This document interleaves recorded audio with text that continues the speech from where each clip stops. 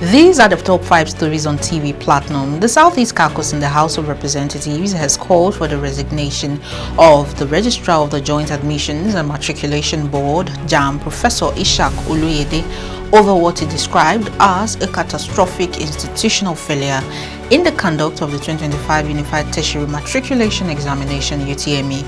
In a statement released on Monday and signed by the caucus leader, Honorable Igarawe Enwo, the lawmakers expressed outrage over widespread technical failures that disrupted the exams for nearly 380,000 candidates, many of whom are now being asked to resit.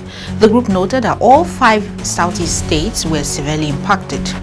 On number 2, former Labour Party presidential candidate Peter Obi says he holds no personal grudge against President Bola Tinubu and remains focused on championing good governance and social reforms in Nigeria.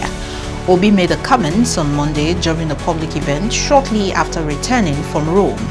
He responded to public discourse surrounding a viral photo of him and the president, clarifying that advocacy should rise above partisan divides. He criticized the nation's poor health insurance coverage, noting that less than 10% of Nigerians are insured, far below what is needed.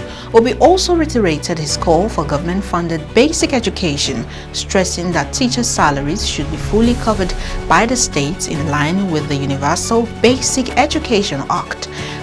On number 3, the Department of State Services (DSS) has arrested a suspected kidnap kingpin Sani Galadi at the Sultan Abubakar International Airport in Sokoto as he attempted to travel to Saudi Arabia for the Hajj pilgrimage. According to sources familiar with the matter, Galadi was apprehended at the Hajj terminal during routine security checks.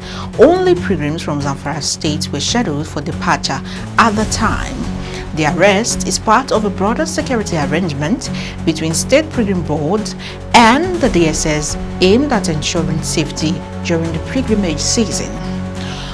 On number 4, the New Nigeria People's Party (NNPP) has publicly apologized to President Bola Tinubu and the All Progressives Congress (APC) over recent attacks by its former presidential candidate, Senator Rabiu Musa Kwankwaso. In a statement issued by the party's National Publicity Secretary, Dr. Ogini Olaposi, the NNPP distanced itself from Kwankwaso's comments, stating that he no longer represents the party in any capacity following the termination of its Memorandum of Understanding with the Kwankwasia movement.